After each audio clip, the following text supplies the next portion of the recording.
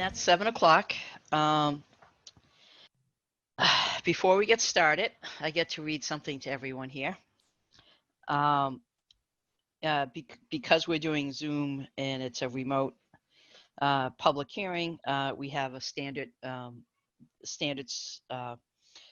that I have to go through. So let's introduce everyone on this meeting. I'm Sandra Brock. When I call your name, please confirm that you are present and can hear me. So starting with the commissioners, Alicia. I'm here. I can hear you. Helen. I am here as well, and I can hear you loud and clear. And Jonathan. I'm here and I can hear you. Thank you. And our fifth commissioner is Patrick. When he arrives, we'll introduce him. On our staff, we have Leah Cameron, who's our agent, and Samantha Lyon. I'm sorry, and Samantha Lyon as the assistant. Present. Okay. So anticipated speakers on the agenda tonight is Steve, and I'm going to apologize ahead of time if I mispronounce anyone's name. Stephen Belfour. Doesn't look like he's on yet. He's on for 10 Bridge Street. David Meyerson. I'm here. I can hear you. I hope you can hear me. Yes, I can. Thank you very much. Norm Hill from Land Planning. I'm here. Amanda Cavalier. Does not look like she's here yet. Scott Jordan of Ecotech. Okay. Daniel Kanata from VHB. If you can just let us know that you can hear. Yep, I can hear you. And Greg Russell from VHB is here as well with me. All right, great. Thank you very much. And Mark McCormick. Yep, I'm here. I can hear you. Very good. Thank you very much. This open meeting of the Conservation Commission is being conducted remotely, consistent with the Governor Baker's executive order of March 12th, 2020. Due to the current state of emergency in the Commonwealth due to the outbreak of COVID-19 virus, in order to mitigate the transmission of the COVID-19 virus, we have been advised and directed by the Commonwealth to suspend public gatherings. As such, the governor's order suspends the requirement of the open meeting law to have all meetings in a publicly accessible physical location. Further, all members of the public bodies are allowed and encouraged to participate remotely. The order, which you can find posted on the town's website, and if anyone needs the website, please ask. I'm happy to share it. Allows public bodies to meet entirely remotely so long as reasonable public access is afforded so the public can follow along with the deliberations of the meeting. For this meeting, the Conservation Commission is convening by telephone and video conference via Zoom, as posted on the town's website, identifying how the public may join. Please note that this meeting is being recorded. All supporting materials that have been provided to the commissions are available on the town's website. The public is encouraged to follow along using the posted agenda. Before we get started, permit me to cover some ground rules for effective and clear conduct of our business and to ensure accurate meeting minutes. I, the chair, will introduce each speaker on the agenda. After they conclude their remarks, I will go down the line of members, inviting each member by name to provide any comment, questions, or motions. Please hold until your name is called. Further, please remember to mute your phone or computer when you're not speaking. After the members have spoken, I will forward the public comments as follows. I will first read the public comments questions received in advance of the meeting, followed by real-time board and/or applicant responses. I will read the real-time responses questions typed by the computer participants in the chat feature, followed by real-time board applicant responses. Please note, anyone wishing to contribute comments or questions via chat feature, they will need to be addressed to everyone, not any sole individual. Finally, each vote is taken. The meeting will be conducted by roll call vote. Any changes on who's already on the Zoom, Leah? Everyone's the same? Same. Okay, thank you. Patrick sent an email that he's running later and probably is not going to make it. All right, thank you. All right. So seeing that it's 7:05, as far as action items, so any particular order, Leah, that we should take up first? Anyone Nope. here? You can start with the minutes if you'd like. That sounds great. First up is May 19th, 2020 meeting minutes. Does anyone have any comments, corrections, or suggestions on those meeting minutes? And this is from the board. If not, do I have a motion? And please let me know if you are making the motion, who it is. I will make a motion. This is Alicia Bergeron to pass the meeting minutes from the May 19th meeting. And do I have a second? I, Helen Cheney, second that motion. Thank you. All those in favor say aye, and I will go down the roll call. So I'll start with Helen. I say yes. Jonathan? Aye. And Alicia? Yes.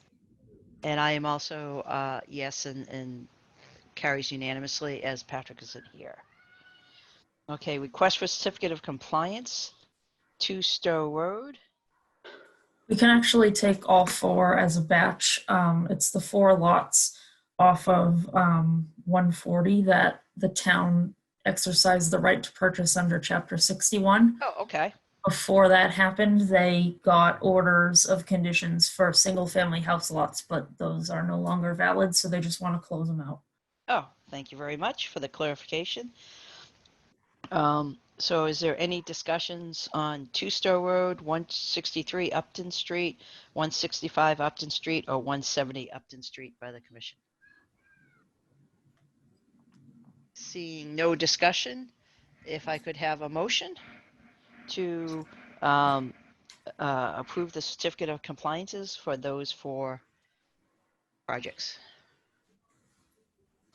Am I muted? No. This is Alicia Bergeron, and I motion to issue the certificates of compliance for 2 Stow Road, 163 Upton Street, 165 Upton Street, and 171 Upton Street. Do I have a second? This is Helen Cheney, and I second that motion.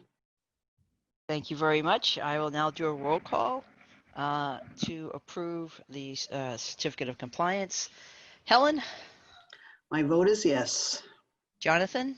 Yes. And Alicia? Yes.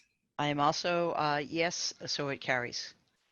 I just like to tell everyone that I'm calling Helen, Jonathan, and Alicia simply by the way they show up on the Zoom on my screen. So I'm not trying to make any kind of statement by who I call first. All right, discussion items. 64 Old Westboro Road, Leah?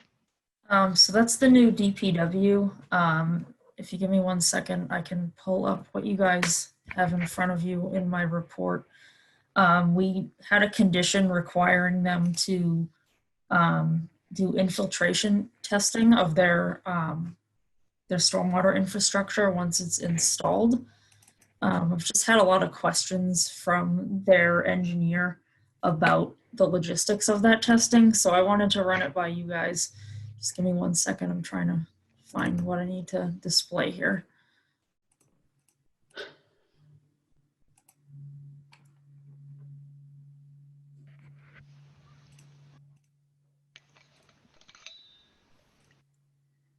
Can you guys see that? I certainly can. Okay, so we, the condition we worded in number 16 here, upon completion of construction, but prior to the issuance of a COC, the design engineer shall perform infiltration testing to demonstrate that each bioretention area, infiltration basin, and subsurface gravel wetland is functioning as designed. The testing must be performed by a competent soils professional, and the testing protocol must meet Mass DEP stormwater standards, such as, and then we gave a listing of 4 different methodologies they could use for that test. Yep. So if I go back to you guys now. So I've had a lot of questions from them. They have sought out a permeability test instead on the soil before installation in place. Okay. Are they so- talking about a gradation test, a sieve analysis? All they've told me is it's permeability, and they gave me an ASTM number that they used. However, the result of that test only gave them a result of that the soil has a permeability of 2.3 centimeters per second or 3.3 inches per hour. And then when I asked what the standard is for comparison, they said there is no standard. So actually there is. Typically you want to do an infiltration rate in a bioretention between 4 and 10 inches per hour. So the thing is, if they did a sieve, I don't know the ASTM reference off the top of my head, and I don't know exactly when they say they did a permeability test. What's listed in the DEP stormwater manual is what's done. That's typically what's done. So I'm not sure what they did. So if I can just add one more thing, I have Sure. a excerpt that I took out of the email from the engineer, only because I don't know the ins and outs of all this soil methodology. So I wanted Yep. to have the quote for you guys. They said DEP bases their bioretention soil specification on a soil design mix or recipe, and we found the soil to be in compliance with this standard. In general, this soil is engineered or manufactured by New England Specialty Soil for the purposes of bioretention, and we found it to meet the project specifications along with DEP bioretention soil standards. I just Okay. wasn't sure if we were all speaking to the same thing or if we're kind of on different wavelengths here.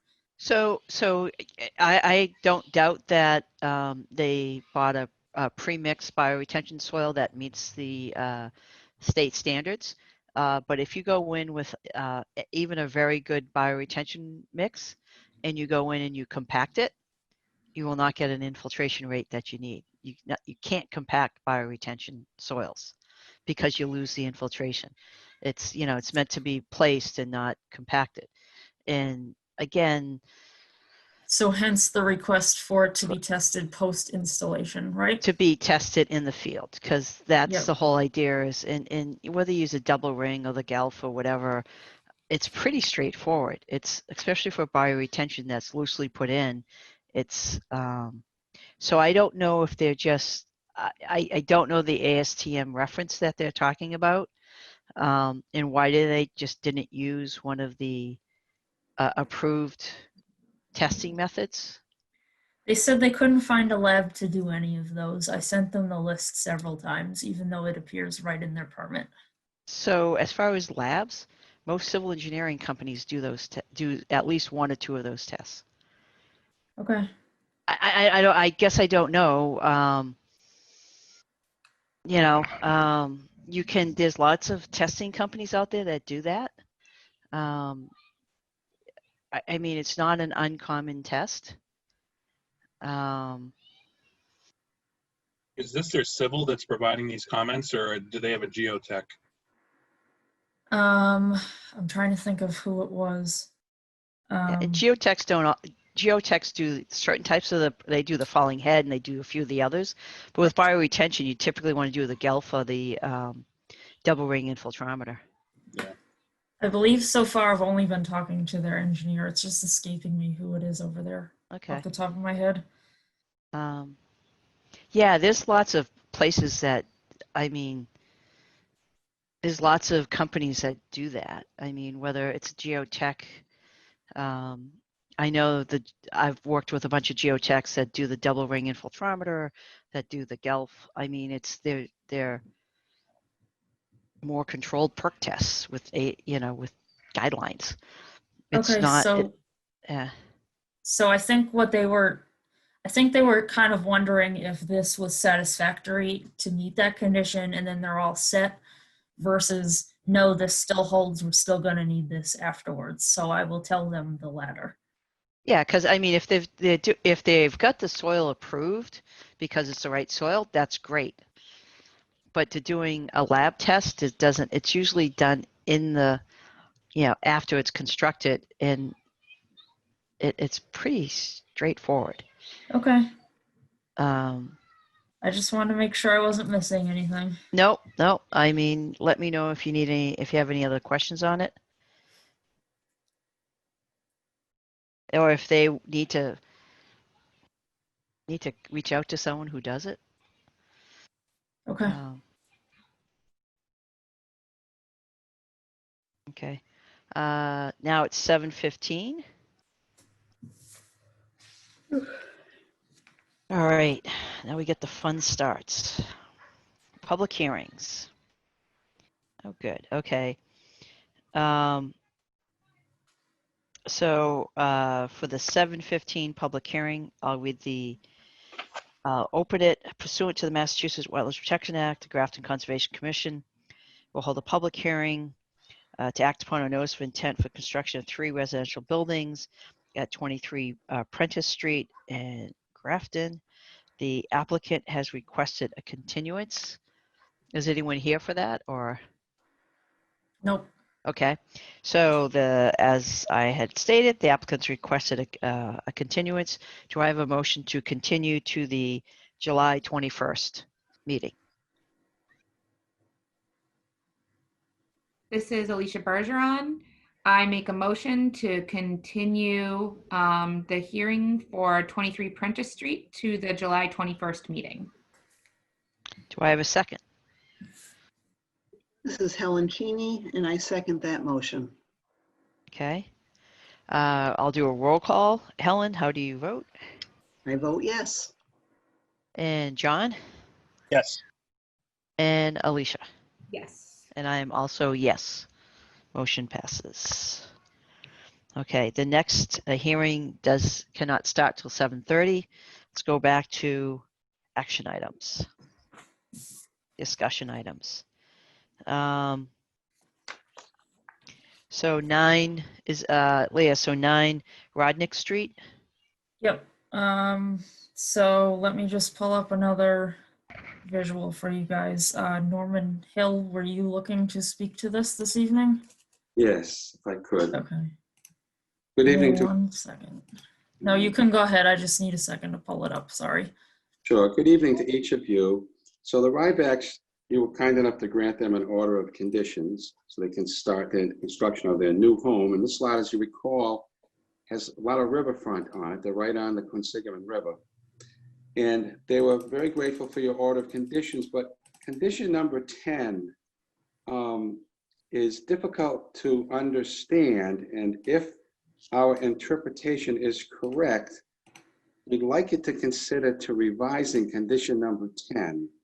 Now, the first sentence of the condition is acceptable to the Rybacks. It says basically that they're going to have to do a deed restriction, have the lawyer do a deed restriction saying that no work could ever be done outside of the limit of work area shown on our plan. And we agree to that. We agree that no work should ever be done outside of that limit of work area. But now the second sentence says that the deed restriction shall explain that future additional disturbances that are prohibited include, but are not limited to, patios, decks, garages, and additions. Now, what is confusing us is that appears to say that they can never do any work of any kind anywhere on their lot in the future, and I don't believe that was your intent. In other words, they couldn't put in a horseshoe pit. They couldn't put in a volleyball court. They couldn't put in anything on their property, which would make it difficult for them to sell their home going forward. So I'm hoping that the commission would agree to delete the second sentence and just leave the first sentence. So if I can just add a few things before you guys get started. So my interpretation is not the same as that. The first sentence is talking about limiting future disturbance. second sentence is talking about what those future additional disturbances might be. So to me, they're one and the same, talking Oh. about going beyond your existing limit of disturbance. I was One hoping. thing to also note is depending on how the commission decides to move forward, this order was issued in January, so the appeal period is well past over. So I don't know what the procedure would be. Just some food for thought before you guys discuss. Well, you might not need to change this language at all.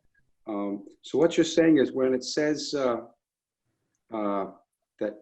no new disturbance, and then you're saying the second sentence is just explaining what those disturbances might be outside of the limit of work area. So if that's the explanation, then perhaps I could just write you a letter that says, we understand now what you meant when you wrote this, and we agree to it, and we'll have the lawyer draw it up accordingly. But I think the lawyer might be a little more, might clarify it a little bit to say that the disturbance outside the limit of work area includes all of these things and whatever. You can't do anything outside the limit of work area. We agree to that. So you probably don't need to change this condition at all. We'll just have the lawyer draft it up, and hopefully it'll convey the message that you just portrayed.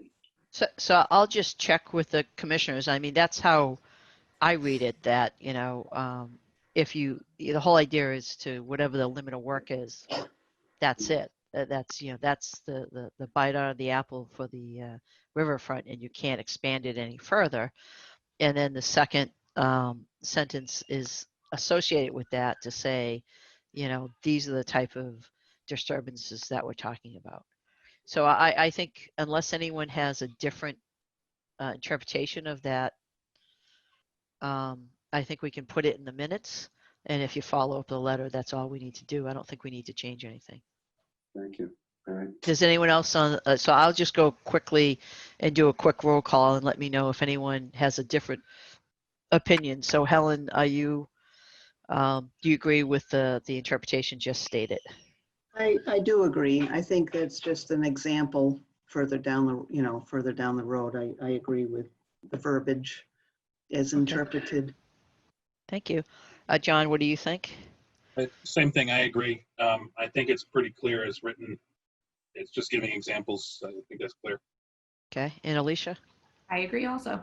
Okay, and that's just, I'm just doing that just so that we can put it in the minutes that, you know, as written in just that explanation, I think it just links together. So, but that's fine. Okay. Thank you. Thank you very much. You're welcome. Oh, wow. So any other action items, Leah? I have one other discussion item if you want to take that, or you can read a bunch of continuances if you feel like it. Well, we have 7 minutes, so if you can get the other discussion items, let's see if we can do that. Sure. So this coming Saturday, as you guys probably already know, is town meeting. We have the article on the town meeting about 93 North Street that we recommended the select board accept that land as a gift from the Ingval family. Yep. Helen has offered to make a presentation for that or speak to it, shall it be required at the time. So we had been talking, her and I just wanted to ask the rest of the commission if they're in support of her speaking to that article, if anyone else wants to do anything, any thoughts on that before we move forward with logistics for the meeting. Has the selectmen given an indication if they're in favor of accepting that piece of land? I believe they are, yes. Okay, so yeah, I mean, I have no issues with Helen, you know, echoing everything that we said in all the public hearings dealing with that, you know, that gift of land. So does any of the other commissioners, so I'll just kind of go through. Alicia, do you have any issues with Helen presenting our opinion, and then she can add whatever she wants from her own personal? Yeah, no, I think it's great. I think that's great. Okay, great. John? I agree. I think Helen's perfect to go and present that. So. All right. So I don't know, Helen, if you have anything to add? Yes, I do. Just a second.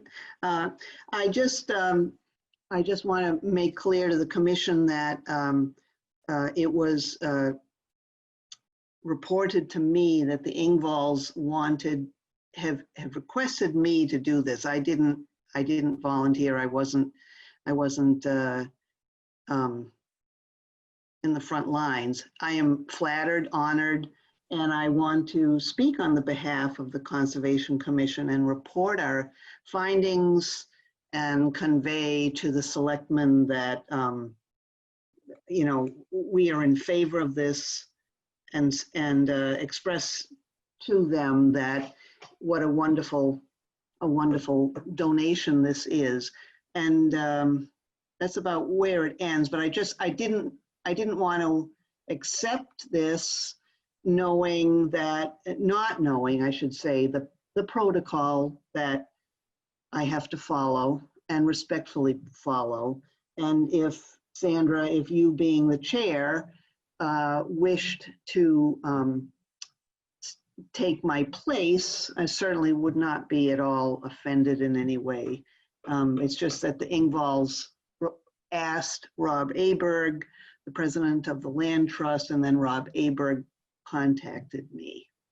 I have absolutely no issue at all with you doing the presentation. I mean, you have so much more knowledge of the town, but also knowledge of this piece of property. So, yeah, I have no issue at all. Or any other commissioner, you know, that would like to step up and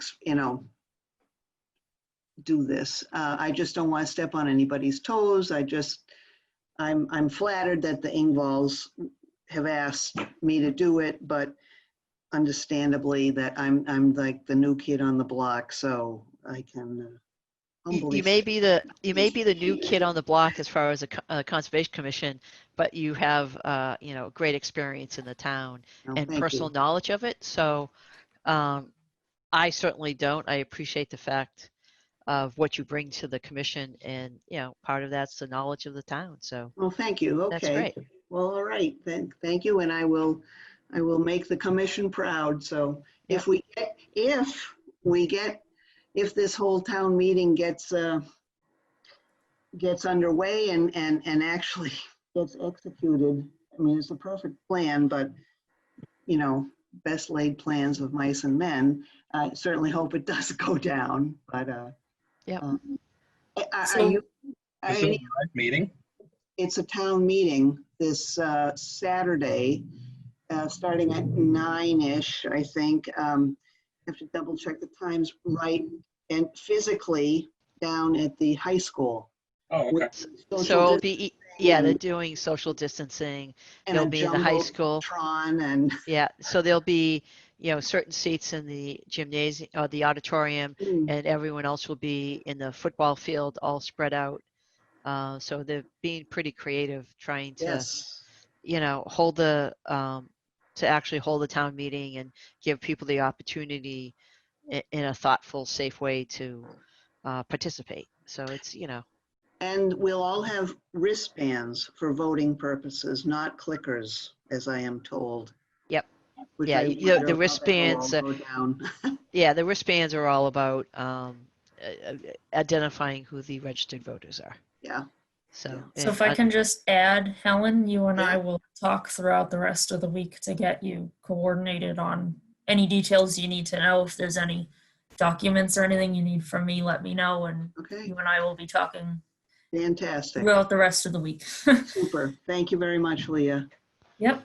Okay, so that's great. And seeing that it's 7:29, we get to watch the clock. At least I'm watching my clock on my computer. Well, they just turned 7:30, so rock and roll. Okay, pursuant to the Massachusetts Wetlands Protection Act, the Grafton Wetlands Protection Bylaw, the Grafton Conservation Commission will hold a public hearing to act upon a request for determination of applicability for installation of an addition at 10 Bridge Street in Grafton, Mass. Okay, so our applicant does not appear to be here. However, it's a quite simple application, so I'm happy to speak to it if you would like. That's fine. If they happen to join, we'll include them in the conversation, but please go ahead Okay. and do that. Okay, so hold on, I'm going to share my screen again. So this is for 10 Bridge Street, aka the Grafton Grill. Here we go. So they have the okay. Quinsigamon River right out behind them. Yep. What they are looking to do is a 10 by 20 addition on the side of the building that's going to take away a couple parking spaces, but have this addition instead. I couldn't find anywhere in the regulations that they didn't have to file, given that it's like on existing pavement, because of the proximity. I think if they were, I think it set it at 50 feet plus away, then it was considered a minor activity. I couldn't find any language exempting this, given that it's so close. So I had them Yep. do an RDA, and yeah, that's It all I doesn't have on change. that one. It doesn't change anything. Right. If I could offer an important piece of information, I've worked on this and I'm close to Steve, and they're going to not dig a cellar hole and put in a foundation. Rather, they're just going to do sonotubes and dig them with a shovel and then pour the concrete into the tube. So there'll be, I believe, 3 tubes on the outside line of that addition. So no full foundation, no excavator. So the pavement will stay in place under this addition. And they're going to be put a little pizza oven inside. Right now, the pizza oven is in back on that concrete slab. So they're going to put the pizza oven in this little addition. Okay. Yeah, I certainly don't have any comments. I'll do a quick anything else to add, Leah? I think it's fairly straightforward, as you've said. Yeah, the only other thing I had was maybe a condition that they use some erosion control, but Norman just spoke to there being very minor excavations, so that's up to you guys. Yeah, I think instead of erosion control, they just have a condition that they remove the excavated material, Okay. just so that they don't put it next to the river. That's really, and since the whole site's in the riverfront, there isn't really a place for them to put it on site. Other than that, I don't have. So I'll go through. So any questions, comments on this RDA, Helen? I don't have any other than it's pretty tight, but I guess, done properly, it can be done. Yeah. Alicia Nope, I'm okay with it. and John? Yeah, I have no comments. Yeah, I mean, it's pavement. It's been a pavement for a long time, and I'm just glad they actually fixed up that site, and it's, nice restaurant now. So I have no questions and comments. Seeing none of the commission, I will open it up to the public. So in this case, anyone who happens to be online, please make sure you remember, if you have a question, the reason why I'm making a long discussion here, to give people time to go into the chat feature and actually ask any questions that they may have. And if we don't see anyone in the chat function, I will ask for a motion to approve the RDA with the one condition that any soil excavated for the footings be removed from the site. Other than that, that's it. Do I hear? I'm sorry, I'm just kind of delaying to see if anyone has any comments, and still not seeing anyone. Anyone have a motion on this project? I make a motion to approve the RDA with the condition that any material excavated from the site be removed from the site and not stored. Okay, so we're going to issue a negative determination. Thank you. Do I have a second on that? I'm Helen Cheney, and I second that motion. Okay, all those in favor, and again, I'll do a roll call. John, Yes. Alicia, Yes. and Helen. Yes. And you're all moving around on my screen again, so the order of who I'm calling is going to be off again. I am also a yes. The motion carries. All right. So seeing it's 7:35. All right. We don't have any more discussion items, so hit the first continuance for. Yeah, go for it. Okay. So this is going to be a continuance on a continuance. So I'll read to open it up and we'll make a motion. Pursuant to the Massachusetts Wetlands Protection Act and the Grafton Stormwater Management Bylaw, Conservation Commission held a public hearing to act upon an application for Grafton Stormwater Management Bylaw for the construction of a duplex at 80 Snow Road, Lot 2. The applicant has requested a continuance to July 21st. Do I hear a motion? I make a motion to continue the hearing for 80 Snow Road, Lot 2 to the July 21st meeting. Do I have a second? Excuse me. Do I have a second? Helen Cheney here, and I second that motion. Okay, and we'll take a vote on it. A roll call. John? Yes. Alicia? Yes. Helen? Yes. And I am also a yes. The motion carries. Next continuance.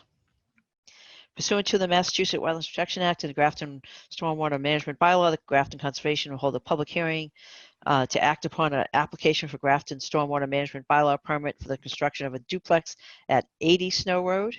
Am I reading the same one? No, this is lot. Different lot. This is lot 3. Okay. The applicant has requested a continuance to July 21st. Do I hear a motion for the continuance? This is Alicia Bergeron. I make a motion to continue the hearing for 80 Snow Road, Lot 3 to the July 21st meeting. Do I have a second? This is Helen Cheney, and I second that motion. All right, so we'll take a vote on that. John? Yes. Alicia? Yes. Helen? Yes. And I am also a yes. The motion carries. Okay, next request for continuance. Pursuant to the Massachusetts Wetlands Protection Act, the Grafton Wetlands Protection Bylaw, and the Grafton Stormwater Management Bylaw, the Conservation Commission will hold a public hearing to act upon a notice of intent, application for Grafton Wetlands Protection Bylaw permit, application for Grafton Stormwater Management Bylaw permit for the construction of a 10-lot subdivision at 18 Carroll Road called Abbey Woods in Grafton. The applicant has requested a continuance to July 21. Do I hear a motion for the continuance? I make a motion to continue the hearing for 18 Carroll Road, Abbey Woods, to the July 21st meeting. Do I have a second? Helen Cheney here, and I second that motion. And we'll do a roll call for the vote. John? Yes. Alicia? Yes. Helen? Yes. And I am also a yes, and the motion carries. Next up. Okay, next continuance. Pursuant to the Massachusetts Wetlands Protection Act, the Grafton Wetlands Protection Bylaw, the Grafton Stormwater Management Bylaw, the Grafton Conservation will reopen a public hearing to act upon a notice of intent application for Grafton Wetlands Protection Bylaw, an application for Grafton Stormwater Management Bylaw, permit for the construction of a 39-lot subdivision at 88 Adams Road called The Ridings in Grafton, Mass. The applicant has requested a continuance to July 21st. Do I have a motion for continuance? This is Alicia Bergeron. I make a motion to continue the hearing for Adams Road, the subdivision called The Ridings, to the July 21st meeting. Do I have a second? This is Helen Cheney, and I second that motion. I'll do a vote by roll call. John? Yes. Alicia? Yes.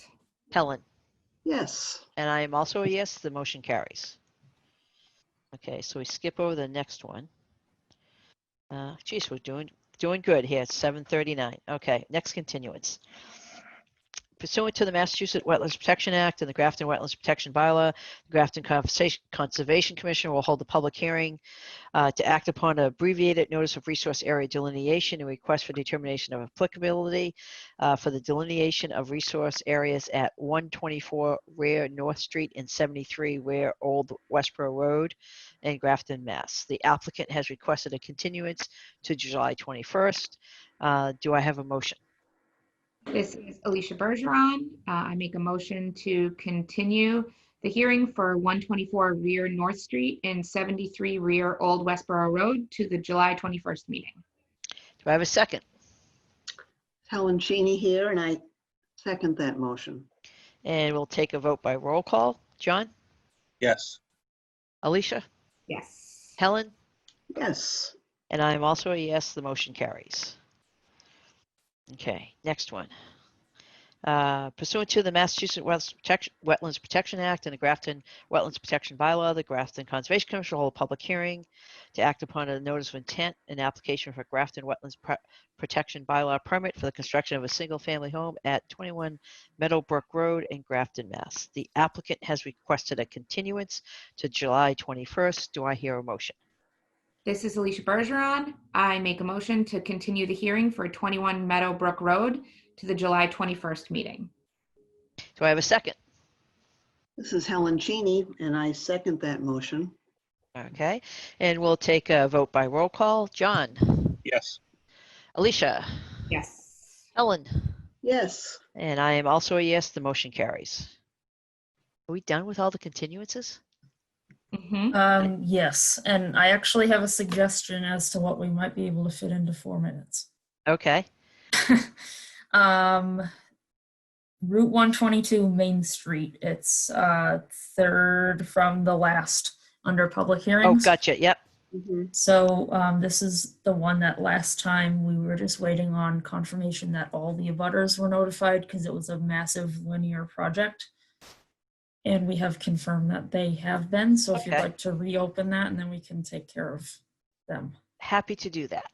Pursuant to the Massachusetts Wetlands Protection Act and the Grafton Wetlands Protection Bylaw, the Conservation Commission will hold a public hearing on Tuesday, June 16th, to act upon a notice of intent and application for Grafton Wetlands Protection Bylaw permit for the construction of roadway improvements along Main Street, Route 122A in Grafton, Mass. I think I would just, is there anyone here to talk to this particular public hearing? I believe there's a couple of folks here. If you'd like to say anything, please do. This is Greg Russell with VHB. I'm here with Dan Canada. I guess if there's anybody has any questions, we're happy to answer them. But as we mentioned, we've gone through the entire presentation during our last meeting, and I think we had gotten to the point where all the comments were satisfied. So unless there were any new ones that we'd be happy to address, we're just looking forward to advancing the project. Okay. And so, and as Larry, you mentioned that we were waiting on confirmation that all the abutters had been notified per the regulations. That has been confirmed. Yep. And we did have a presentation at last meeting and discussed it. I don't have your report open right now. Do you have any other suggestions on conditions? Just 2 things before conditions. I just wanted to note that you guys already voted to grant their waiver requested for work in the no disturb, so that's already taken care of. Okay. So my suggestion was to issue their order of conditions with our standard conditions, as well as just one specifying that what they noted as the limit of grading on the plans should be considered the limit of disturbance. Okay, thank you. So, I will just do a quick roll call of the commission to see if anyone else has any comments. Helen, do you have anything to add to this? No comment at this time. Alicia No comments. and John? No comments. Okay, I have no comments as we discussed this at our last public hearing. I'll now open it up to the public. And again, I'll kind of babble on a little bit to give people a little chance to please, if you do have any comments or questions, add it to the chat feature. And we will monitor that to see if we get any chatting going on. I'm just babbling at this point, so to just give people a reasonable amount of time. Seeing that we're not seeing that no one is commenting in the chat feature, will make a motion. So do I hear a motion to approve the notice of intent approve the order of conditions with the with our standard conditions, and just the one other condition that the grading limit is the limit of disturbance. Do I have a motion? This is Alicia Bergeron. I make a motion to issue the OOC with a special condition that the limit of grading shown on the plan be the limit of disturbance for the Grafton DPW project at 122 Main Street, Route 122. Yep. So, and do I have a second? This is Helen Cheney, and I second that motion. And I just said clarification, this is roadway reconstruction. Mhm. So I have a motion and a second. I will do a roll call for the vote. So John, your vote. Yes. Alicia? Yes. Helen? Yes. I am also a yes. The motion carries. Look at that, 7:46. Didn't do it in 4 minutes, so. Thank you. Brian. Okay. Thank you, everyone. Yeah, thank you. All right. I have to scroll up. Go to 7:45. Okay. Pursuant to the Massachusetts Wetlands Protection Act and the Grafton Wetlands Protection Bylaw, the Grafton Conservation Commission will hold a public hearing to act upon a request for determination of applicability for the installation of a fence at 2025 Pollard Road in Grafton, Mass. And do we have anyone representing the owner here? Yes, we do. Okay, so David Meyerson. So typically the process is pretty much the same we do in person. As the applicant, you just have an opportunity just to briefly describe what you're looking to do. Commissioners will then ask any questions. And then after that, we'll open it up to the public. And if there's anything, then we'll continue on. So if you'd like to give a brief overview of what you're looking to do, and Leah can always bring up any plans that you had submitted. So be Okay. my guest. Yeah, just give me a cue when you'd like me to pull something up for you. I'm happy to do it. Sure. Sure. I'm actually the owner of the house, purchased about a month ago, and it is on a conservation easement, and I am applying for an RDA to see whether we can build a fence or need a permit to build a fence. The fence is in the backyard and the side yard next to the house. It's outside the 100-foot river border, but a portion of it is within the 200-foot riverfront border. If you would like to put a map on there, that would be probably Sure. worthwhile.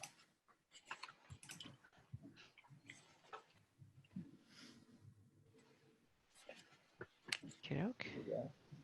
So the 200-foot border is that dotted and dashed line that goes right to the fenced yard. And so a portion of it is further than 200 feet and a portion is closer than 200 feet. It's almost entirely within the building envelope. There's a foot or two that's adjacent to the end of the driveway, which is further to the property line. So the fence is intended to enclose a space for small dogs.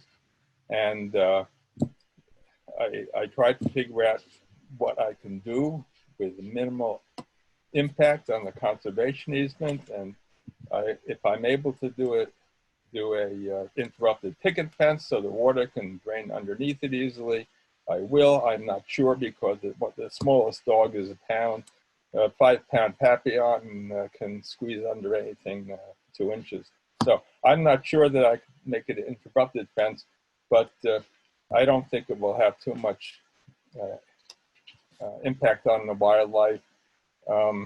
Deer can jump it, and it's not really in a wildlife corridor. The corridor is along the river, and this is between the house and the adjacent condominiums.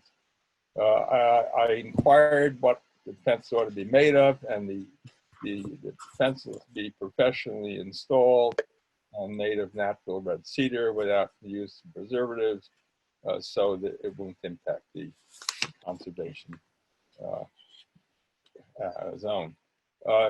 The enclosure is about 20 feet by 30 feet and is adjacent to the end of the driveway. On the other side, it's adjacent to the sunroom of the house and the patio. And I enclosed a picture just as a guess what it might look like. That probably isn't too interesting. There is an issue whether it could be covered as a minor activity under the Massachusetts Waterfront Act. And I think that's about it. Okay. So just for your information, when you do a request for determination, we'll either do a negative determination, which is actually what you're looking for, because that basically says, you know, you don't have to do anything else. You don't have to submit Right. any other things. If we give you a positive determination, that means you need to go to a notice of intent. So I'm going to just kind of poll the commission to see if anyone has questions. John, do you have any questions on this? So you're not sure what type of fence this is, basically? Have you picked a fence, or you're not? Because you're talking about wildlife and, you know, you're talking about water on the property. Well, there is no water on the property. The river is far away from it, and it's 50 feet above the river. But Sure. I know that one of the considerations is the ability of water to flow under the fence. And so Right. Yeah. I was proposing to raise it an inch or two so the water would flow under the fence, and furthermore make it interrupted picket so the water could flow between it. But I don't know whether the smallest dog can't squeeze in between the pickets is the problem. So I'm just not sure whether we're going to be able to make an interrupted picket or a solid. It'll have to be a solid picket fence, or at least a solid picket fence at the lower level, so the dog can't squeeze through it. So as far as like the runoff and so forth, I don't think that will be a major concern because it's a relatively small area. And even if you just have a small amount of space underneath the fence, it's continuous all the way around. So I don't see that particular issue as being too great. Do you have anything else, John? No. Alicia, do you have any comments or questions? No. Helen, do you have any comments, questions? All right, great. And Leah, you had any recommendations? Just if you wanted to consider it being installed a certain height off the ground to allow for wildlife travel, as we sort of have touched on. Right, and I think it's a relatively small area, and if it wasn't, I mean, if wildlife goes underneath the fence, unless they're going to go visit Mr. Morrison in his house, it's not like they have someplace to go. It's just that if you get in, you need to get out. So it's an interesting case because typically we just have you, like if it was like a border fence and you just lift it up like, 4 to 6 inches, then animals can go underneath it. I don't think this is a case where you're traveling from one kind of natural habitat to another natural habitat. I don't know if anyone else has any comments on that. I don't see this as a particular area that you'd want to, or that you would need to do that elevation of the bottom, especially if it's for to keep dogs in. 6 inches wouldn't really help you very much. I agree. Agreed. Yeah. Okay. So any other comments from the commissioners? I think everyone has entered. Anything else, Leah, from your perspective? Nope. Okay, and then I will open it up to the public. And again, I will ask people if they do have comments on this. Please enter your comment in the chat feature. And as we kind of go through this, we'll make sure we keep an eye on the chat feature if anyone has any comments. Can I have a motion to issue a negative determination for this submittal? This is Alicia Bergeron. I make a motion to issue a negative determination for the fence installation at 25 Pollard Road. Do I have a second? This is Helen Cheney, and I second that motion.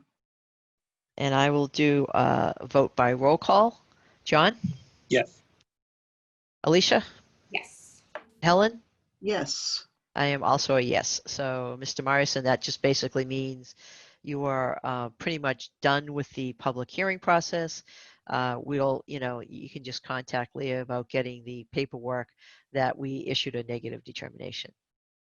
Okay, well, I thank you very much. And the people who are going to install the fence need to know about the paperwork because they're concerned. So thank you. No, that's fine. Just reach out to the, to the office and, just reach out to them. It's a little bit different times than how we produce the paperwork now, but so you should be all set. And I don't know, Leah, when you'll have that available. So we're still working out all the kinks in the process of Yep. getting set up correctly for electronic signatures. However, this is an RDA, so you don't have to get it recorded, which takes a bit of the complication out of it. So basically, you're going to get an electronic packet from us instead of a hard copy in the mail, and it probably within a week. Okay, well, that should be sufficient. Thank you very much. Oh, you're welcome. All right. Looking at the time, 7:57. Okay. Anything to discuss in 3 minutes? We could do 58 Potter Hill, shouldn't be too long.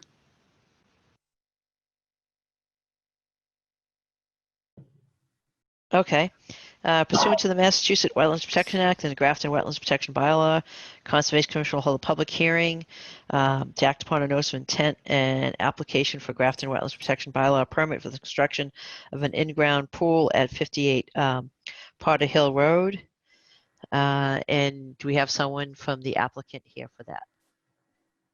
So we have Scott Jordan on, if he can hear us Hi, Phil. tonight. Can you hear me? Yes. Yes. Oh, great. Yeah, I was having problems with my laptop again. I'm on the iPad. So thanks, Leah. So basically, folks, we continued last time, and we have some good news. We have provided all the requested revisions. We're actually able to get the project outside of the 25-foot no disturbance zone by installation of a retaining wall. Thank you, Leah. So, utilizing the retaining wall, we won't need the grading in the 25 foot. So that's good news. And the other requests were DEP comments. We've added a staked wattle along with the wireback silt fence. And we have added a couple of stone check dams in the swale on the west side. And those were the requested revisions. Okay.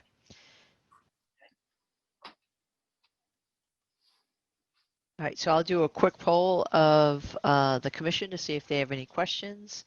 John? I don't have any questions. Alicia? I do not have any questions. And Helen? No questions at this time. Nope. I also have no questions. I'll just open it up to the public to see if anyone has any comments or questions from the public. We'll be checking the chat feature. So if you do have any comments or questions, just put your name and address in and go ahead and add a comment. And we haven't seen any yet, so we'll continue on and keep an eye out for anything. One thing, Leah, you mentioned that we should deny the waiver request. Should that be a separate vote? Yes. Okay. So previously they had asked for a waiver, and that was what the discussion was about the revisions. Now that they do not need the waiver, we need to basically just deny the waiver as a paperwork process. So do I have a motion to deny the waiver request for work within 25-foot no disturb? This is Alicia Bergeron. I make a motion to deny the waiver request to work within the 25-foot no disturb zone for the project at 58 Potter Hill Road. Do I have a second? This is Helen Cheney, and I second that motion. Okay, I will do a roll call on this vote, and I will start with John. Yeah. Alicia, Yes. Helen, Yes. I'm also a yes, and the motion passes. Moving on to actually issuing, is this actually issuing the order of condition? Do I have a motion to issue the order of conditions with standard conditions, including signage and barrier for the 25-foot no disturb? This is Alicia Bergeron. I make a motion to issue the order of conditions with standard conditions, including signage and a barrier for the 25-foot no disturb zone for the project at 58 Potter Hill Road. Do I have a second? This is Helen Cheney, and I second that motion. We'll do a vote by roll call. John? Yes. Helen? Yes. Alicia? Yes. I am also a yes. The motion passes. Thank you very much, folks. You're welcome. Thank you. All right. All right, so we're at 8:01. Okay. Pursuant to the Massachusetts Wetlands Protection Act and the Grafton Wetlands Protection Bylaw, the Conservation Commission will hold a public hearing to act upon a notice of intent application for Grafton Wetlands Protection Bylaw permit for the construction of a rebuilt home at 28 Bernard Road in Grafton, Mass.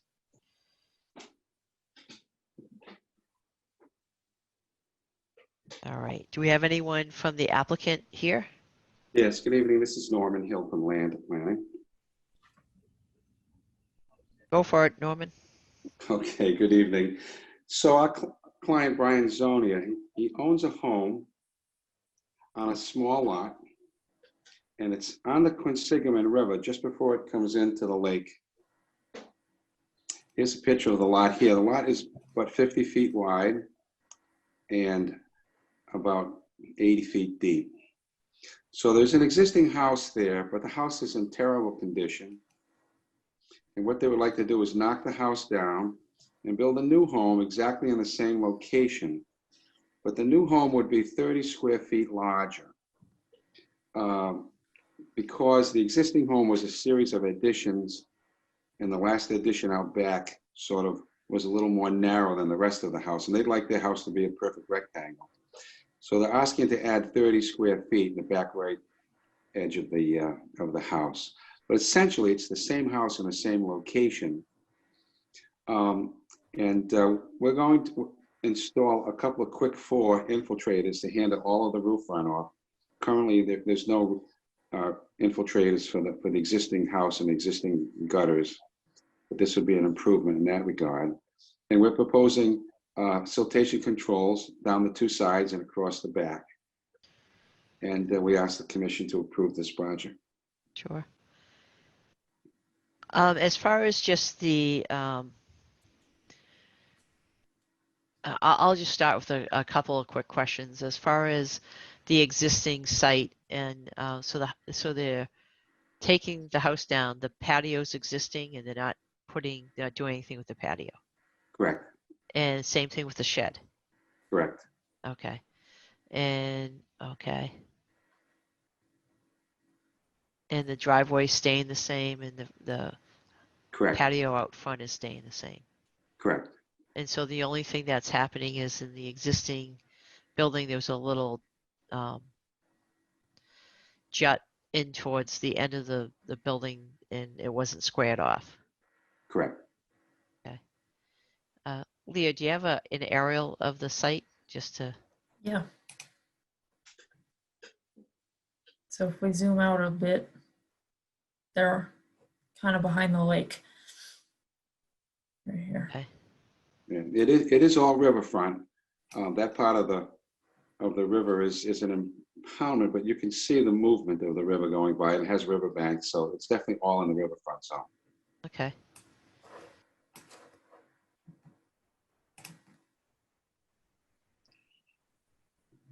So it's pretty much developed right to the edge of the river. Well, there's lawn in the backyard. The lawn ends maybe 5 to 8 feet shy of the riverbank. And I'm just looking just to see the consistency of that whole area and so forth. So, okay. So I'll go around to the other commissioners and poll, see if they have any comments or questions. Helen, do you have any questions or comments on this?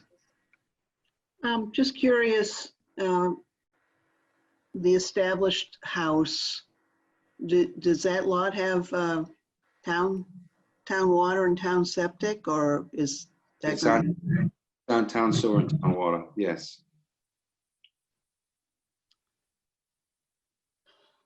Well, that's good. Yes, it is. They wouldn't be able to build there if it wasn't. I know. Yeah. Any other questions? We can come back to you too if you have any more.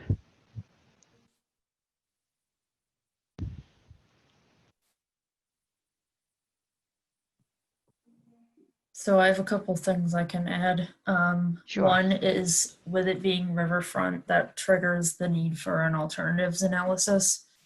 We got one basically saying there are no alternatives, so the commission needs to decide if that's acceptable to meet that requirement or not. And the second thing is that we are still waiting on a DEP number, so we can't close tonight. Okay, thank you for that information. Alicia, have any comments or questions? I don't think so. Okay. And John, do you have any questions?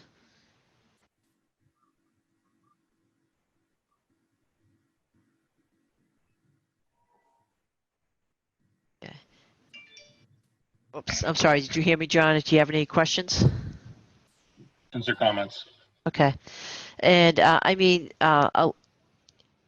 so Leah, just from a regulatory standpoint, I mean, basically they're taking an existing house down and building a new one other than squaring it up and adding the 30 square feet. Does that impact the kind of, the whole lot is already altered, but it's adding a little bit of, I guess, degraded imperviousness. And then as far as the alternatives analysis, I guess you could submit one that's a no build or tear it down, but that doesn't seem to be a real alternatives analysis. I guess the only thing is to if you made it exactly the same as it was. Well, even if they provided that, then they'd be providing a document showing they went through that exercise. Okay. So, so as to the applicant, Norman, do you think you could do a letter just outlining the alternatives analysis? If this is a little unusual, it's not like you're going to have, you know, a lot of choices. Sure, I'd be happy to do that later, sure. Okay.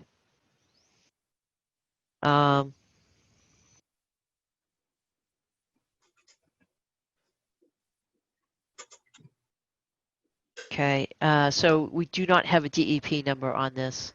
So let me just open it up to the public to see if the public has any comments or questions. And again, as I've previously stated, oh, there's a chat. There's someone in chat. Oh no, it's just that the owners are watching. Okay. I just want to recognize that I was excited. I'm sorry. We had someone on the chat feature. So thank you. It's working. Appreciate the fact that you're watching. But as far as the public, if you have any questions or comments on this application, please feel free to use the chat feature to add anything. At this point, if we don't have a DEP number, we'll have to, ask for a continuance to the next meeting. And then I think, is there anything else other than the alternatives analysis that we need, Leah? And Nope. okay. Any other questions from the commission? Helen? I'm good. Okay, Alicia No, no questions. and John. No questions. Okay. So Norm, are you going to request a continuance on behalf of your client? Yes, we'd like to request a continuance to your next meeting. Okay. If I which can is- just pause you for a second, the owners are asking what a DEP number is. Oh, thank you for pointing that out. I was so excited that someone used the chat feature, I forgot to look back at it. So through the process, I'll try to explain it, and Leah, you can fill in the gaps if I miss something. As part of the permitting process, the Conservation Commission is actually is basically the authority for a state regulation. We also have local bylaws, but that state regulation is part of the Wetlands Protection Act, which is administered by DEP, but it's administered through the local Conservation Commission. As part of the application for a notice of intent, a copy goes to DEP. The state does track that. So a DEP is Department of Environmental Protection. In this case, it's the Massachusetts Department of Environmental Protection. And so they track all of the submittals of notice of intents with what they call a DEP number. And that's just their part of it. If there was an issue or something, you can always appeal our decision to DEP. So it's part of the regulatory process. So every notice of intent will get a DEP. We can't close a hearing until we get a DEP number. It's a procedural process. Hopefully this answers your questions. I don't know, Leah, you can add anything else to that? No, I think you did a good job. Yeah. Norm, did you have something else? You're Well, muted. Sometimes the DEP will have a good comment True. that might lead to a change to the plan. So you don't want to close the public hearing until you had a chance to read any comments that you might get from them. They have a specialist that'll look at this plan and look at these conditions and what's proposed, and they will offer comments and suggestions to the board. And that's part of the DEP, the Mass Department of Environmental Protection, how they actually get the application, a copy of it, they'll review it, they issue a DEP number, and just as Norm said, is that they will also offer comments if they feel any are warranted. And we, as part of our process, will review any of the comments that they may have. So at this point, we have no more comments. No more comments from the public. We don't have a DEP number yet, and hopefully to the owners that, that answers your question. Other than that, Norman, you were going to request a continuance? Yes, I'd like to request a continuance until your next meeting. Okay, I think you already said that. We got kind of distracted. So do I have a motion to continue this hearing to the July meeting? This is Alicia Bergeron. I'd like to make a motion to continue the hearing for 28 Bernard Road to the July 21st meeting. Do I have a second? This is Helen Cheney, and I second that motion. All right. I will do a quick roll call to have a vote on that continuance. John? Yes. Alicia? Yes. Helen? Yes. I am also a yes. The motion passes.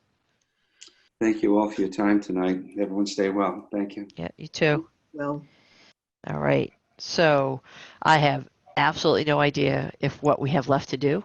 So we've got through the public hearings as far as scheduled goes. And I'll scroll down. That's all continuance. So we have two left. One is 100 Westboro Road. The other is 37 Waterville Street. Okay, I happen to be on 100 Westboro Road, so that's the one I'm going to read.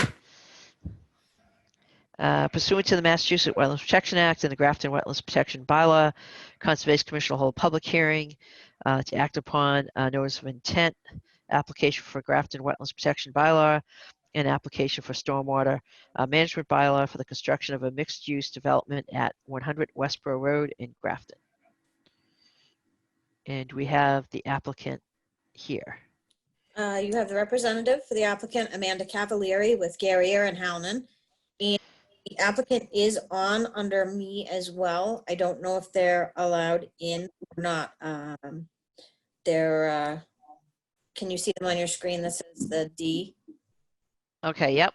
I don't know if there's a way to let them into the meeting. They did not get the invite but they would like to be on with me as well if possible. Sure.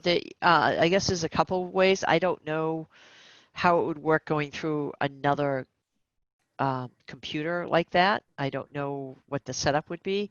They can, the invite for Zoom is on the website. So it's, it's also, it's available publicly. This is, it's an open public meeting. So you could also send them a copy of, Leo, is there specific copies that go to presenters?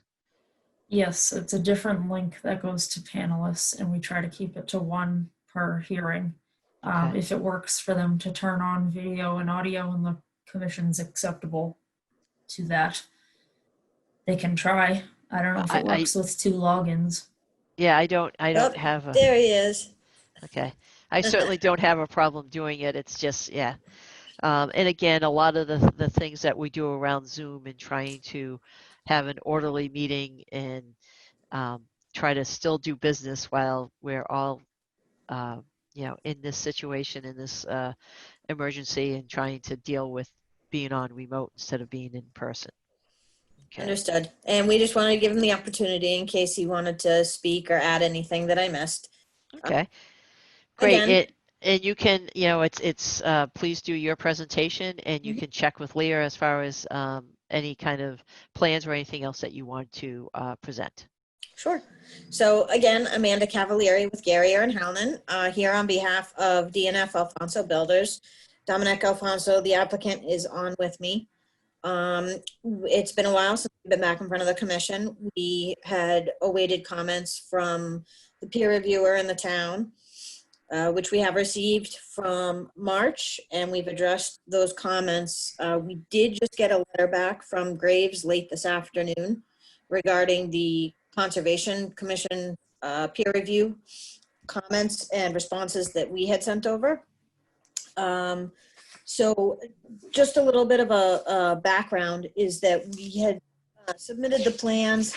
The wetland line had to be looked at again, which we had redone, so they could see what was going on, with the current flagging.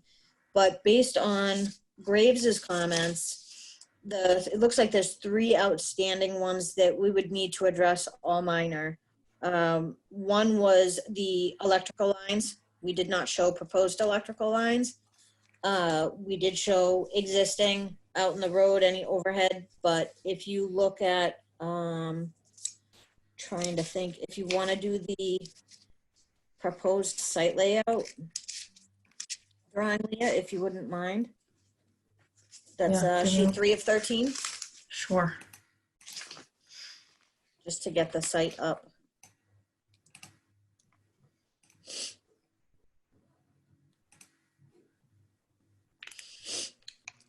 So the recent concern on the southwestern side of the page is where the proposed basin detention pond will be going.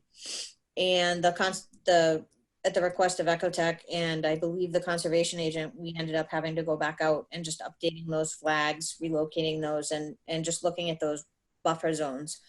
There's really not a significant amount of area on the project that is within conservation jurisdiction, with the exception of the stormwater management bylaw.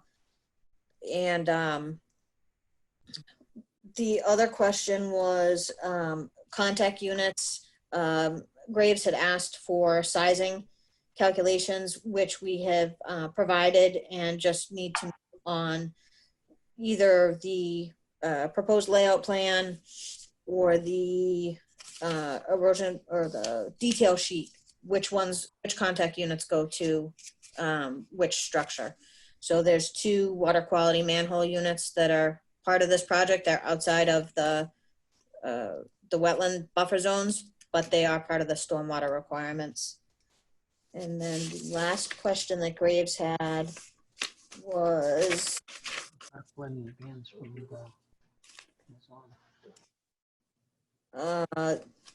they had requested, they had indicated that the size of the basin was definitely bigger. This detention pond, if you recall, to the south of this site is a subdivision, also the applicant being DNF Alfonso Builders, we revised the stormwater report to accommodate both subdivision and Alfonso Village.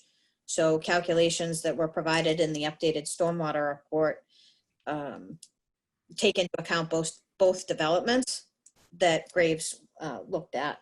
So Graves did request that we do some additional soil testing in the expanded area because it is about 50 to 90 feet larger on the easterly side from the existing ground elevation. So they said, you know, do a couple more test pits out there, which we can coordinate with the contractor.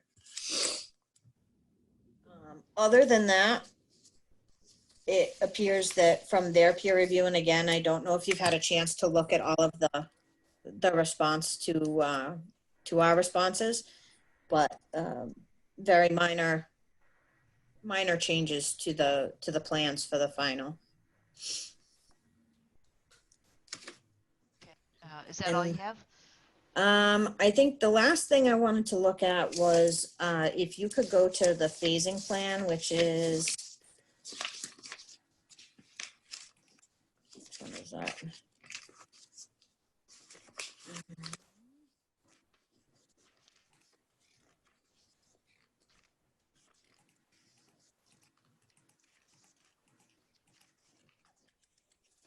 Which is 10 of 13.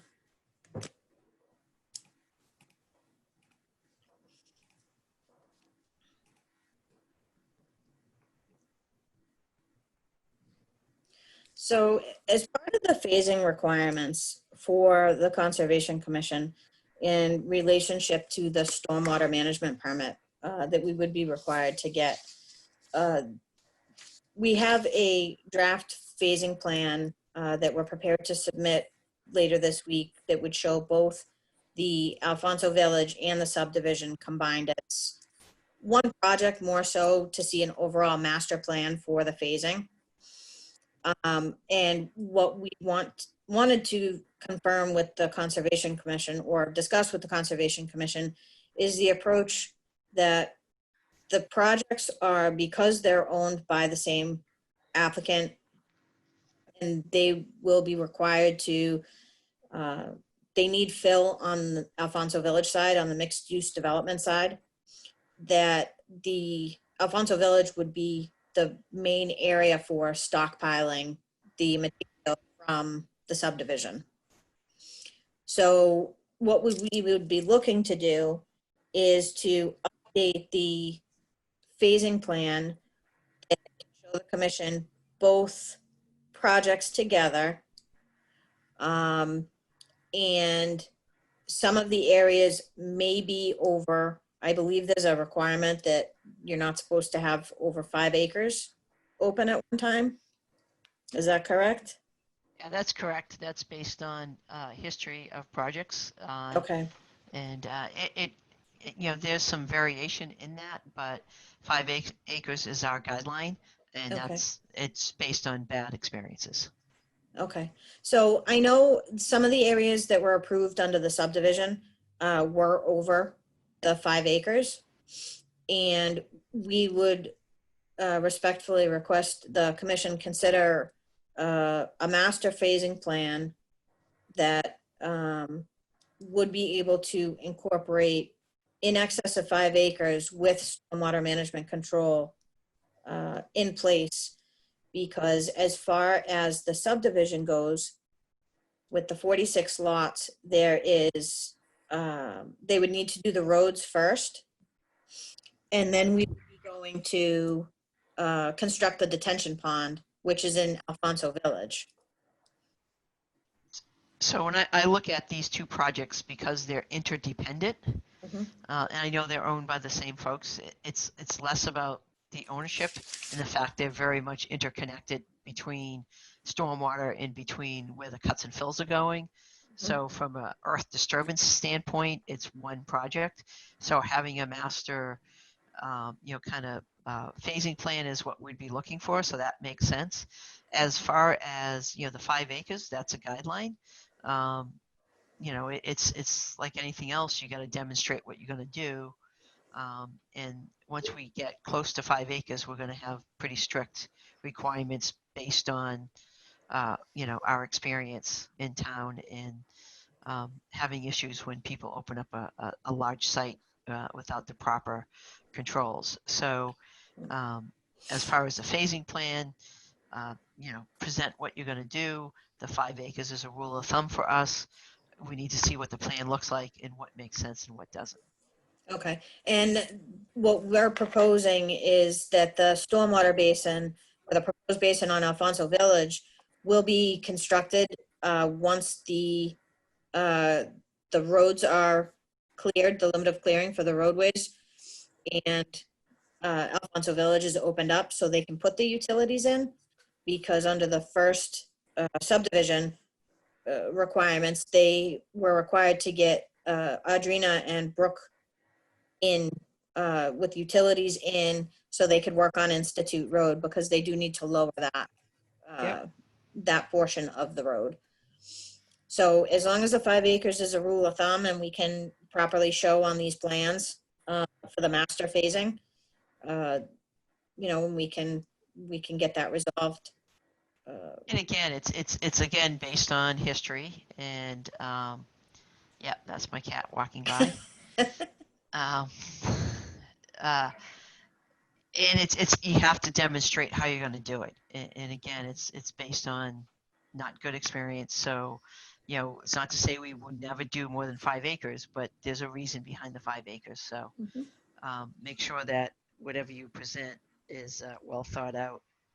And again, it's for us to protect, and that comes underneath not only the local bylaw for wetlands, but also the stormwater bylaw. Would we be able to share the screen with the phasing so you could see the whole site? As One we were just on? I actually have one on my screen that I don't believe was submitted to Concom. So that, I certainly don't have a problem sharing that. The only problem is this is a public hearing, and anything that we show, we need to have records of. Okay. So that's, I don't know, Leah, is that a problem? I don't believe you have screen share capabilities. It's host only. Okay. Okay, but obviously, if you were to send or email it to Leah, or send it to Leah, we'd more than happy to share it and so forth. Let me see if I can.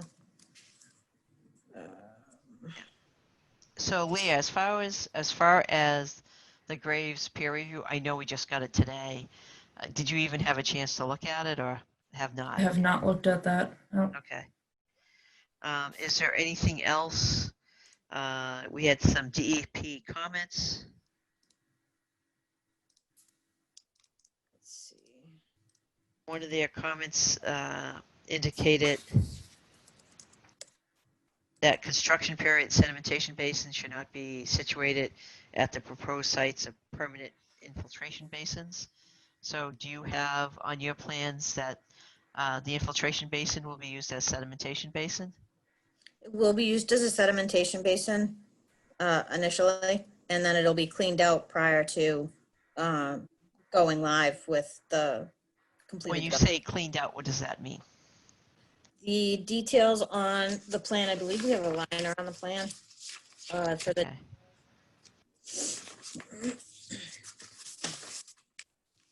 I mean, obviously the concern is if you use an infiltration area for sediment that you'll clog up the surface and so forth. I've seen different projects where you don't excavate all the way down, because to clean out is very hard in soil. You can't really clean out. But if you were to leave, not excavate all the way down, leave at least a foot or two that you would further excavate, and then have a sedimentation kind of sitting up high. And then you would go in and you wouldn't just be cleaning out, you'd be excavating down to your actual elevation of the infiltration. So I don't know what's on what you included on your plans. On the revised plan set, Graves acknowledged that we had shown that the basin would be constructed with the bottom 6 inches higher than finished grade, and will be excavated to the finished grade once the site is stabilized. And they were okay with that. Okay, so they're a little bit less conservative than I am. I usually like to see the 12 inches. I'll defer to our peer reviewer on that one.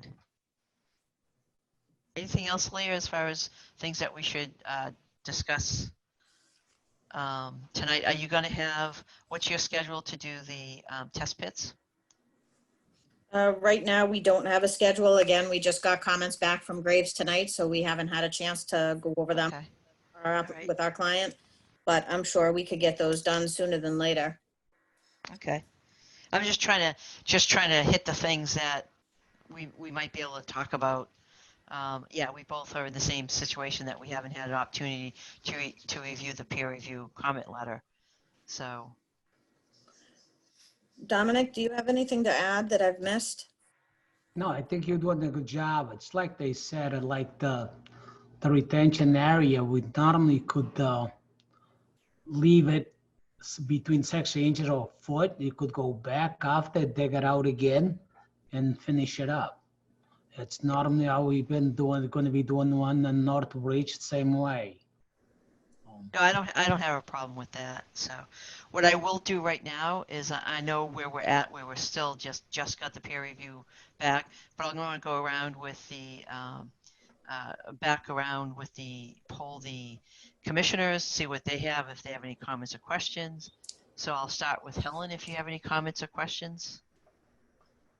Well, forgive my ignorance, but it's described on the agenda as mixed-use housing and commercial/retail development. Can somebody define that for me? Is it going to be for housing, or is it going to be a little everything? So right now, it's the commercial portion of it, commercial, retail, residential, is the two buildings that are off of Westboro Road. So the first floor would be commercial retail, and the second and third floor would be residential units. And then the three buildings at the back of the property would be 3-story residential. So the commercial would just be up on Westboro Road. Mm-hmm. Is your intent to offer these for housings that might Be affordable? be affordable, or for, say, veterinary students to rent, or is this a particular criteria of renting this sort of unit? So this project was part of the village mixed use bylaw that was recently, this property in particular was recently approved at a town meeting to work with that transit type neighborhood and work Okay, I understand. properties. Yeah. Okay, question answered. Thank you. You're welcome. Sure. Alicia, do you have any questions? I do not at this time. And John, do you have any questions? No, I do not. Okay. Yeah, I don't have any questions at the moment. I think we've been looking at this for a little while, so I'm just curious to get what the peer reviewer, what their comments are on this, and then whatever else we have to kind of finish up. Is there anything else, Leah, that I missed that we should talk about tonight? With this filing specifically, that's all I have. I just wanted to give a little reminder that the applicant is going to need to request an extension for the subdivision permit that's coming up November as an expiration date. So just, if I haven't put that in an email to you already, I have meant to bring your attention to it. Okay, thank you. Heads up. Yep. And I'm guessing that the applicant is going to request a continuance to our July meeting? I think we have to, where we just got Graves's comments. They do want that, those test pits conducted out there. So until we do those, I don't know if, it doesn't sound like we would get any conditional approval. Is that correct? That's correct, yeah. But as always, the continuance has to be requested by the applicant. It's your choice. Dominic? Choice you have to ask them for continuance. There's nothing we could do about it. Yep. No, we respectfully request a continuance to the next hearing. Sure, absolutely. So this is, I'll just open it up to the public. If anyone has any comments or questions on this particular site, please type in your name and address and ask any kind of questions that you have for this particular project. And again, this is 100 Westboro Road. And again, being on Zoom, I'm going to try to talk a little bit to give people, if they happen to be online, an opportunity to make comments. If not, I don't have any further comments myself or from the commission. Applicant has requested the continuance to our July meeting. Any last words from the applicant? And otherwise, we'll just have the continuance. Hearing none, seeing a shake no. Yep, nothing else from us. Thank you. Do I have a motion for continuance to the July meeting? I make a motion to continue the hearing for the development at 100 Westboro Road to the meeting on July 21st. Do I have a second? Helen Cheney here. I second that motion. Okay, I'll do a roll call for the vote. John?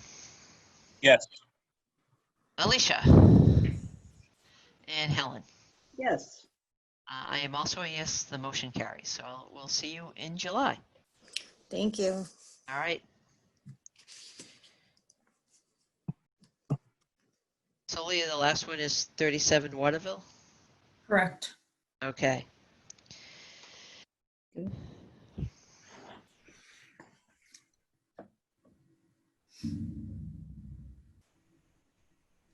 All right. It's the second to last. Gotcha. I'm going between the two different sheets, and so pursuant to the Massachusetts Wetlands Protection Act and the Grafton Wetlands Protection Bylaw, Conservation Commission will reopen a public hearing to act upon a request for determination of applicability for outlet structure repairs at 37 Waterville Street. Okay, do we have the applicants here? Yep. Mark McCormick, Amy McCormick, And your address? 37 Waterville Street. Very good. So if you want to give a brief description and just give an update on where you're at now. Sure.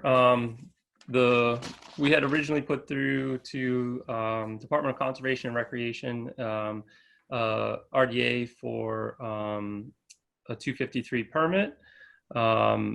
And after completion of that, they asked that we have engineered drawings made and submitted as part of the 253 permit to the Department of Conservation and Recreation Office of Dam Safety, which we have done. And after going through their permitting process, they have issued the permit, which we had forwarded on to Conservation Commission, would have been, I think, late last week. Okay. So anything on this, Leah? I remember this when it first came up. Yeah, if you guys remember this one, it was a little while ago. They filed an RDA with us, and at the time we continued it to a date uncertain so that they could firm up their scope of work. They need to do some repairs to the outlet structure of the dam.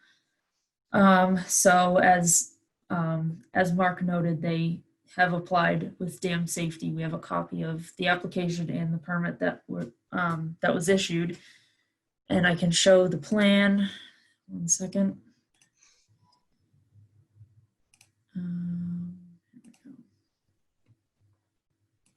So it's a big document that goes through a lot of different detail sheets and things, but this was the overall aerial plan that was provided with the limit of work and where they're going to be working. It's actually not the main spillway that you see from the road. That's over here. The area they need to work is out behind the house. So then I had put together a list of what I thought would be potential special conditions, and I was going to leave it to the commission to determine if they felt that all could fit under the RDA process or needed to go to an NOI. So, no, good question. I would, yeah, as far as like anything to do with, staging, stockpiling, washout, stabilization and things like that. I think that can easily be under the RDA. As far as doing it at a low flow period, I would defer back to their other permit on the dam safety and so forth, and if there's any restrictions in there. That's I part of think, what their yeah, expectation was. Okay, right. yeah, it's just I don't think we need to duplicate that. I'm going to defer to them as far as the structure and the function of it. We definitely, our role is more protecting the resource area. So in this particular case, because there's another state agency involved in the actual construction and detailing of that, control structure, whatever they call that, I'll defer that part of it. But I do think some of your other kind of recommendations for potential conditions do make sense, because I think they will fit well with that other permit, and it seems appropriate. So I'll kind of go to each of the commissioners to see if they have any comments or questions. I don't know if everyone has a chance to look at Leah's recommendation for conditions. So if you have any, if you We have could any just comments. maybe take a minute to read those out for the owner. I Sure. had not given them to them, so it would be helpful to just go through them now. Okay, sure. I'll just go through each one. So the first one would be, work shall be undertaken and completed within a period of low flow.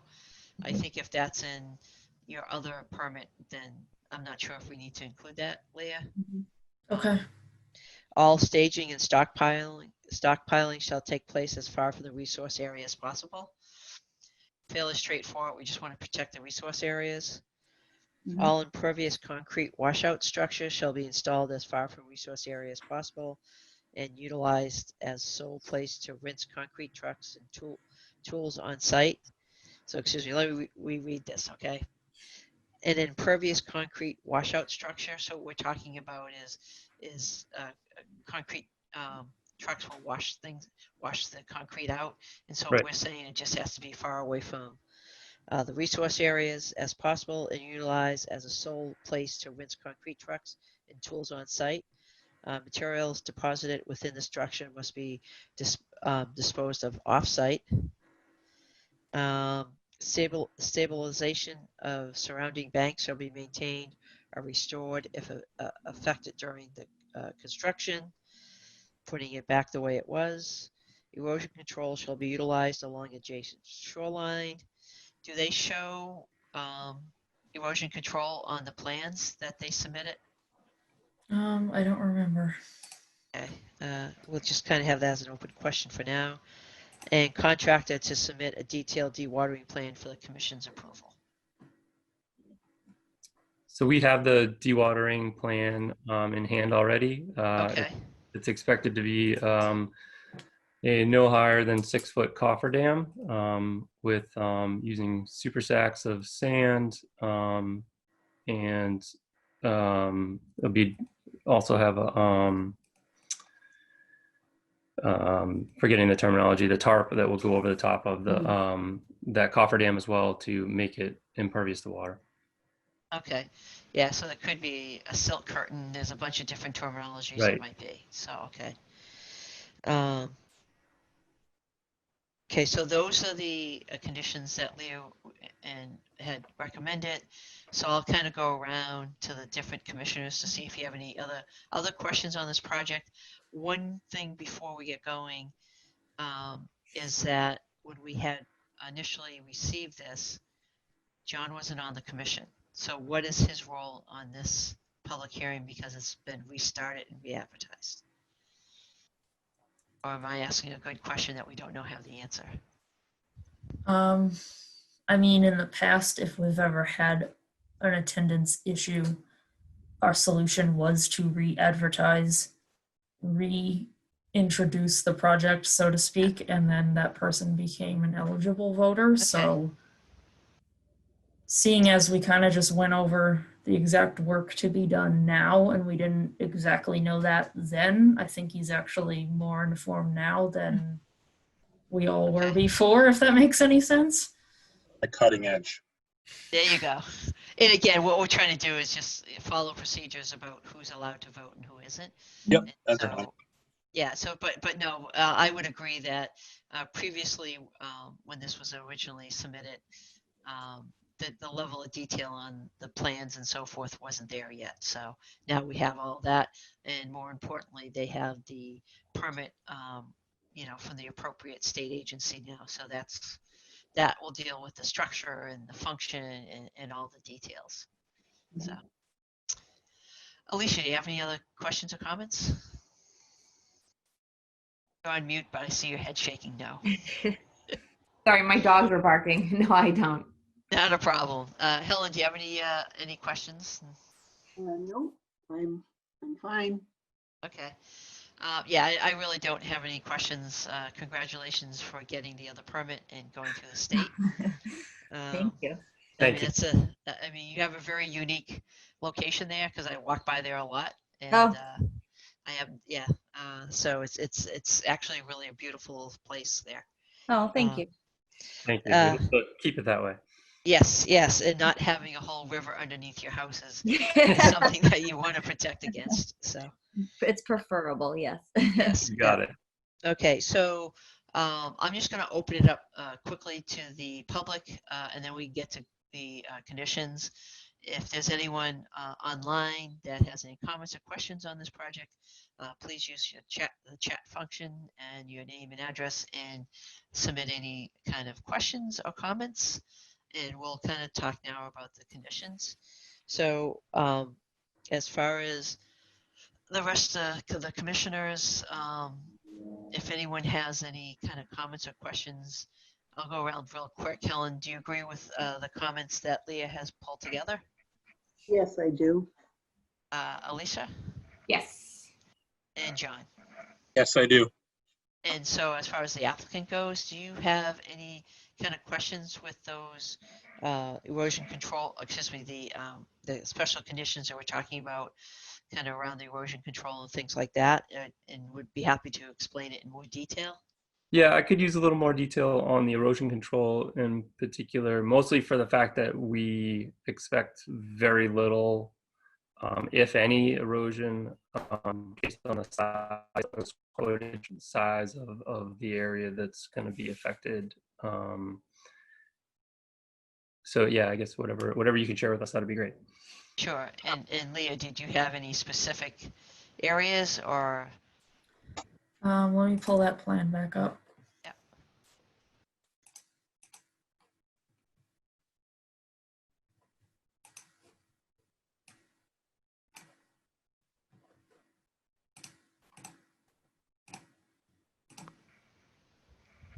So I was just thinking that the, hold on one second, let me just read what I wrote here. I was just thinking it might be helpful to have some along the shoreline that's just immediately adjacent to where they're going to be working, with the thought that I didn't know how close equipment and things would need to be, and if there would be any kind of disturbance caused by the proximity of that equipment. Not being too familiar with exactly what this process is they're going to be doing, you guys can let me know if you don't think that that's necessary. So there will be a mini excavator on site, but the expectation for the cofferdam, which is the black line on there, is that they do not expect to have that above elevation 339, which you can see pretty easily on there, but it's there's very little drop in elevation from 339. You're basically, your next step is the water.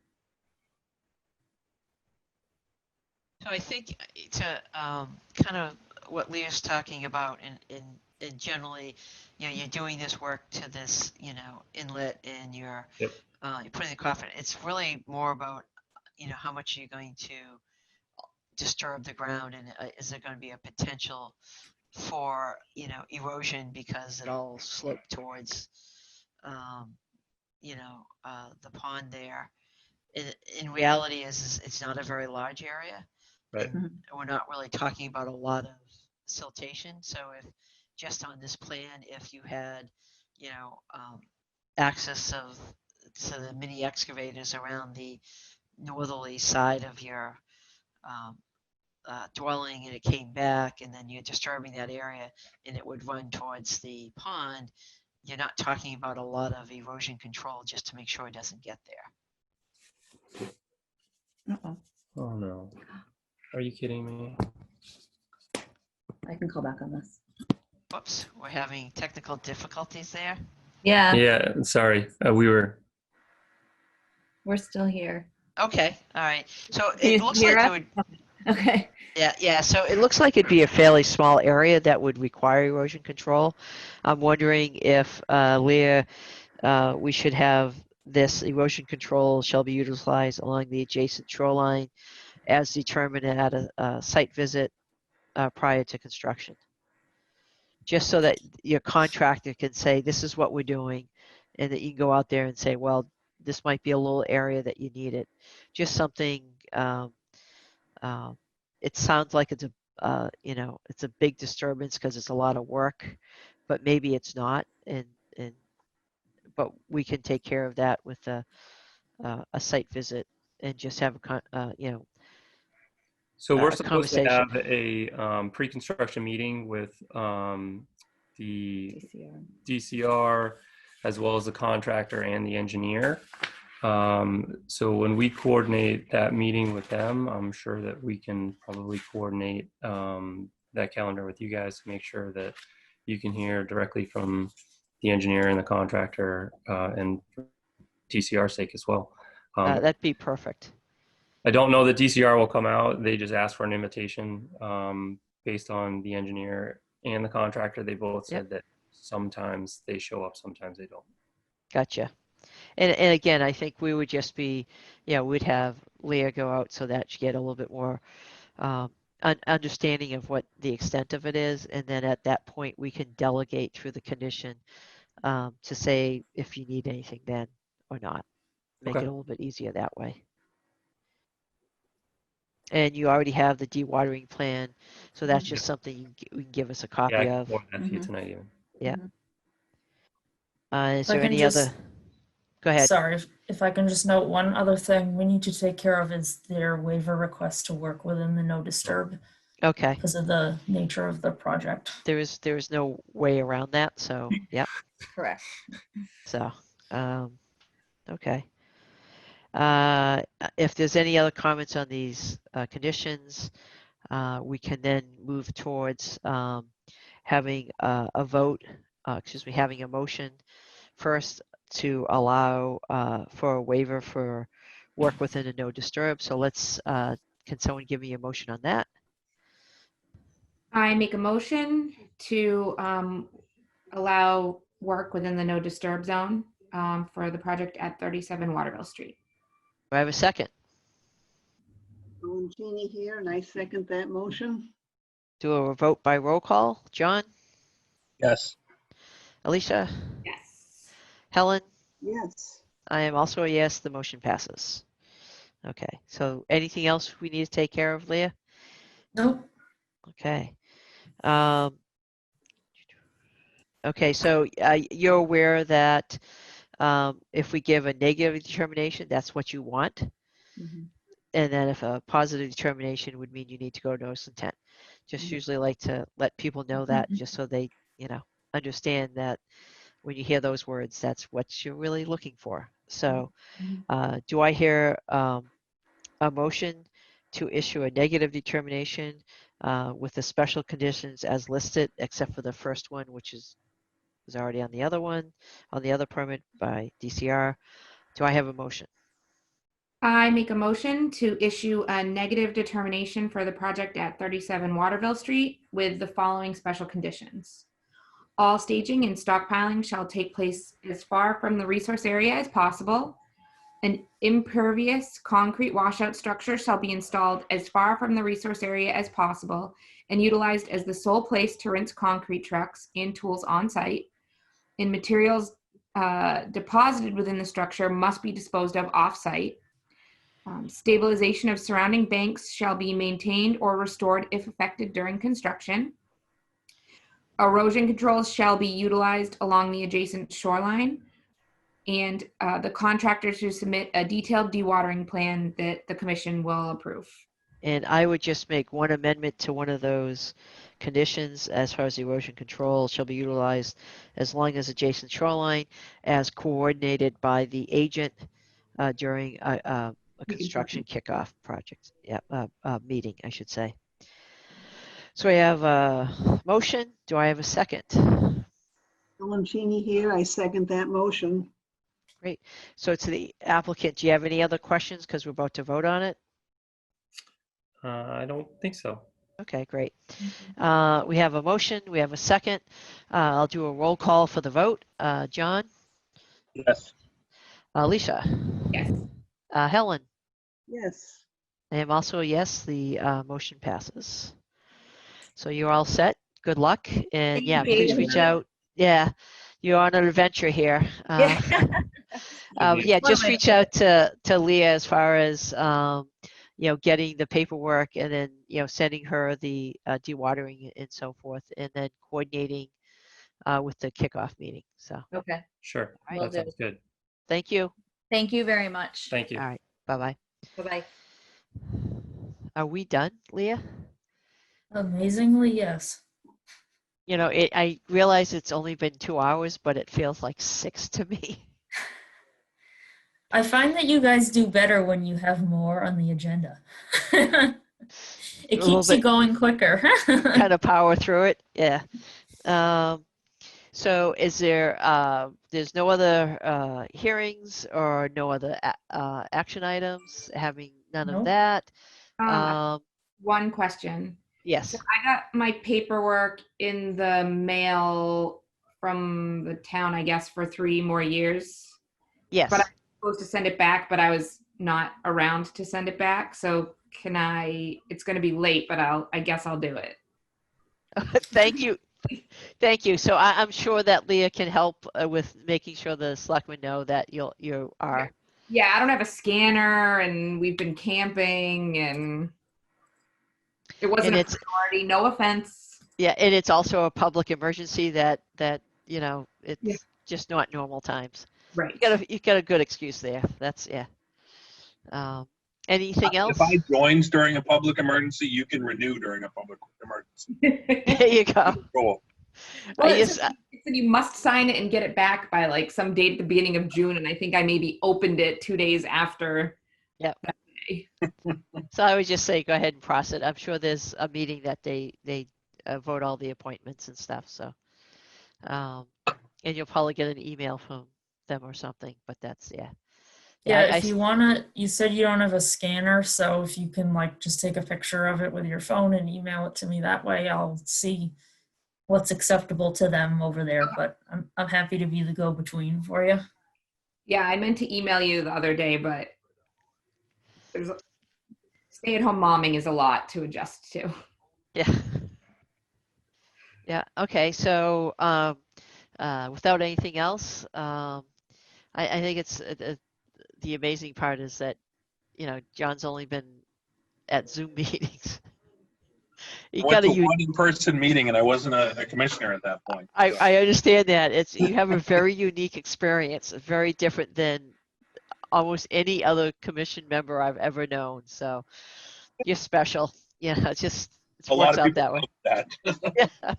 So having completed everything, do I have a motion to close our public hearing? I make a motion to close the public hearing. Do I have a second? I second that.